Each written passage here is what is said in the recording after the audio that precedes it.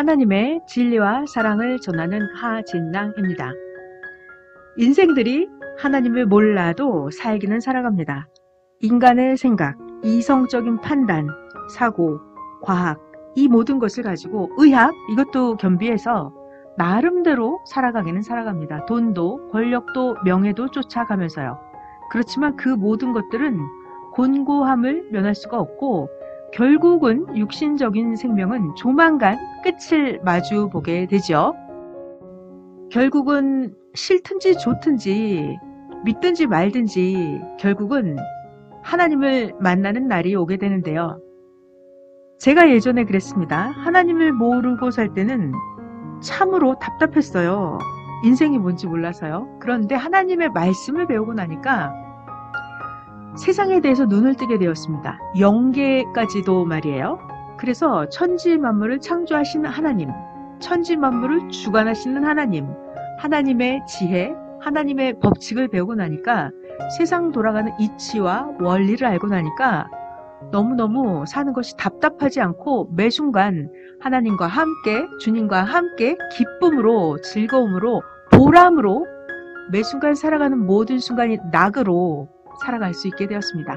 그래서 제가 배운 많은 하나님에 대한 것들을 전해드리고 싶어서 방송을 열심히 하고 있습니다. 오늘은 성경의 기초라기보다는 성경을 좀 알고 하나님을 진짜 온 마음, 영혼 다해서 하나님을 사랑하시는 분들, 신앙심이 높으신 분들과 함께 이야기를 나누면 더 많이 통할 수 있을 것 같아요. 하나님은 여호수아에게 내가 너와 함께하니 담대하게 가나안 땅을 정복해서 들어가라고 합니다. 자, 그런데 여기서 아주 특이한 사항이 있어요. 여호수아가 전쟁을 해서 가나안 땅을 전부 다 점령한 건 아니었습니다. 그 중에 기드온 족속은 여호수아가 전쟁을 하지도 않고 정복을 했습니다. 어떻게 그럴 수 있었을까요? 자, 여기서 하나님에 대해서 우리가 잘 배워야 됩니다. 기드온 족속은 미리 자기가 여호수아를 찾아와서 항복을 합니다. 게다가 가나안 땅에 살고 있는 원주민들의 비밀, 그들의 정보, 상황을 알려주기까지 합니다.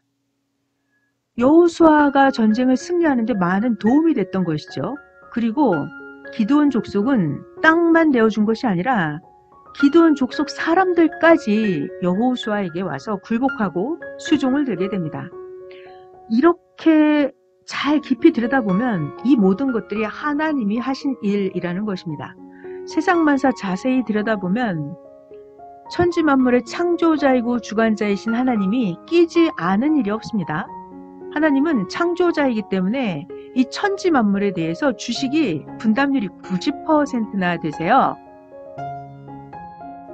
가나안 땅은 원래 하나님 것이었고 원래 여호수아, 이스라엘 족속 조상들의 땅이었습니다. 그래서 하나님께서 너희 조상 것이니 때가 되면 너희가 들어올 것이다 라고 원래부터 약속이 되어 있었어요. 그런데 가나안 족속 그 땅에 다른 원주민들이 들어와서 살고 있었던 것입니다. 그러니까 이제 때가 되어서 여호수아가 자기 조상들의 땅을 찾으러 온 것이었습니다. 자, 여기서 중요한 말씀, 자, 잘 들어보세요. 여러분들이 여호수아와 같은 입장인 거예요. 그러니까 여러분들이 하나님을 사랑한다면, 여러분들이 선한 아벨 편의 민족이 되어서 살고 있는 분들이라면 하나님께서 주셨던 원래 선한 족속의 땅, 하나님을 원래 사랑했던 그들의 땅, 그것은 다 이제 때가 되어서 하나님이 여러분들에게 주신다는 것입니다. 그런데 하나님이 주실 때 하나님이 개입을 하고 하나님이 모든 상황을 틀기 시작하면 여러분들이 밟는 대로 하나님을 사랑하면서 하나님과 동행하면서 하나님과 함께 작전을 짜고 하나님과 일체되어서 갈 때 하나님이 모든 상황을 틀어서 싸우지 않고도 하나님의 땅, 원래 여러분 조상들의 땅이었던 거 쉽게 차지할 수 있게 하나님이 해주신다는 것입니다. 이제는 이스라엘 민족이 애굽에서 400년 동안 형벌기간이 끝난 거예요. 자, 여러분들도 이제 우리가 하나님을 몰랐던 과거 시대, 구시대의 삶, 형벌기간이 끝난 것입니다. 그래서 이제는 하나님이 봐도 누가 봐도 선한 족속, 아벨 족속들이 살고 있던 그 땅, 그것이 이제 여러분들이 물려받을 수가 있다는 것입니다. 이건 억지로 하는 게 아니라 원래 하나님 것이기 때문에, 원래 아벨 족속의 땅이기 때문에, 자, 여러분들이 하나님을 사랑한다면, 여러분이 진짜 아벨 족속이라면 그들을 사탄 족속을 쫓아낼 권한도 있고 없앨 권한도 있다는 것입니다. 사실상 땅이라고 하는 것은 그냥 뺏을 수 있는 게 아니고 정당하게 돈을 주고 사야 되는 것인데요. 그 땅이 돈이 있다고 해서 살 수 있는 게 아니잖아요. 모든 상황을 하나님께서 틀어서 사게 해주신다는 것입니다. 자, 여기서 땅은 정말 우리가 밟고 다니는 흙이 있는 땅, 그것뿐만이 아니라 사람의 마음의 땅, 이것도 엄청나게 큰 땅입니다. 또 모든 기업도 그러하고 모든 재물도 그러하고 이것들이 하나님이 허락하시면 모든 상황을 틀어서 하나님이 여러분에게 주신다는 것입니다. 문제는 정말 하나님을 사랑하는 자이냐, 하나님의 조상, 진짜 하나님을 사랑했던 그들이 과연 여러분들의 조상이냐, 이것이 우리의 관건입니다. 그리고 또 중요한 것은 우리가 땅만 있다고 해서 되는 게 아니에요. 나라가 존재할 때도 땅이 있으면 그 안에 사람들이 있어야 됩니다. 자, 그래서 하나님이 축복을 주실 때는요, 땅도 주시고 그 안에 사람도 주십니다. 예를 들어서 여호수아에게 기브온 족속을 주실 때는 그 땅도 주셨고 기브온 족속에 해당되는 사람들도 주셨습니다. 예수님도 말씀하셨죠. 온유한 자가 땅을 차지한다고요. 그것은 온유한 자가 사람들을 많이 따르게 한다, 그런 말씀이었습니다. 그 대신 하나님의 조건이 있었어요. 모세가 하나님 말씀을 지키듯이 여호수아야, 너도 율법의 말씀을 떠나지 않게 해라. 좌로나 우로나 치우치지 마라 하셨거든요. 하나님이 함께 하시는데 어떻게 하시냐면 말씀을 주어서 함께 하십니다. 오늘날도 마찬가지로 하나님께서 우리들에게 하나님의 말씀을 주십니다. 그 말씀을 지켜 행하는 것이 하나님과 함께 하는 것입니다. 선지자는 우리와 똑같은 사람이에요. 모세도 사람이었습니다. 예수님도 사람이었습니다.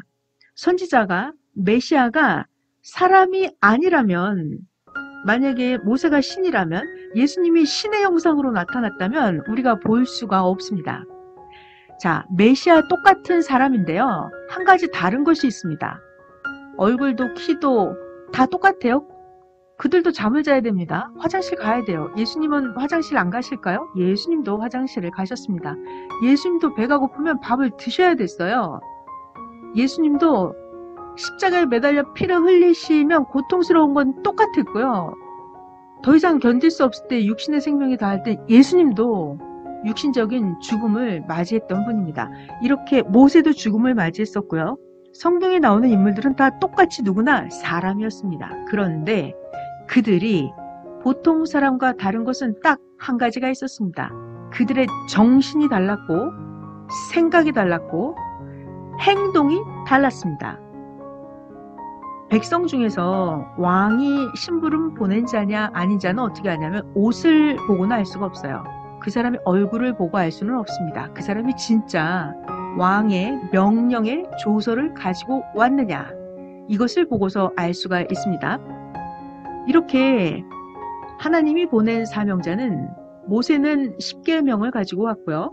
예수님은 신약의 어마어마한 말씀을 가지고 오셨습니다. 이제 주님이 다시 오시면 또 이 시대에 새로운 어마어마한 하나님의 진짜 조서의 말씀을 가지고 오실 것입니다. 문제는 사람들이 너무 모르기 때문에 이단인데 진리인 줄 알고 따르고요. 잘못된 교리를 분별할 능력이 없는 것입니다. 자, 그런데 중요한 거, 다 맞아도 한 개가 틀리면 그것은 가짜입니다. 왜냐고요? 우리 몸을 봐봐요. 다 정상인데 팔이 하나가 없어. 그럼 불구자잖아요. 우리 몸이 다 정상인데 다리가 하나 없어. 그럼 불구자입니다. 다 건강한데 우리 몸이 어딘가 한 군데가 아파.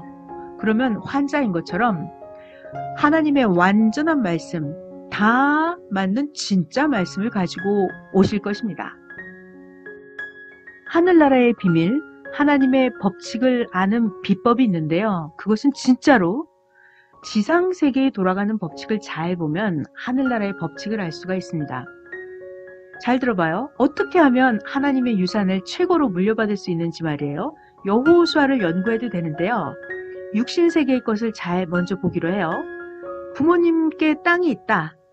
그러면 결국은 그것이 자녀의 것이 됩니다. 근데 문제는 자녀가 말을 잘 들어야 된다는 거예요. 말을 잘 안 듣는 자녀에게는 부모가 더 조금 물려줄 것입니다. 그런데 부모님과 완전 일체되어서 말을 잘 듣는다면 그 부모가 더 많이 주겠죠. 이렇게 지상세계의 것을 보면 하나님 나라의 법칙도 알 수가 있는데요. 이렇게 우리들에게도 하나님은 마음의 땅, 물질의 땅을 무한히 주십니다. 그런데 문제는 누가 많이 물려받느냐? 하나님을 진짜 사랑하는 자가 더 물려받게 될 것이에요. 영의 세계는, 하나님의 세계는 거짓말로 속일 수는 없습니다. 자, 그리고 영계에서, 하나님 나라에서 더 좋은 것은 육신 세계에서도 받아서 축복을 누리지만 여러분이 받는 영적인 유산은 10만 평, 100만 평, 1000만 평도 될 수 있고 영원한 나라를 상속받는다는 것입니다. 하늘나라에 가면, 영계에 가면 지구만한 것도 받습니다. 우리들의 영체는 빛보다 더 빠른 속도로 다니기 때문에 하늘나라에 지구보다 더 큰 집을 준다고 하더라도 여러분들의 영이 느끼기에는 그렇게 크게 느껴지지 않습니다.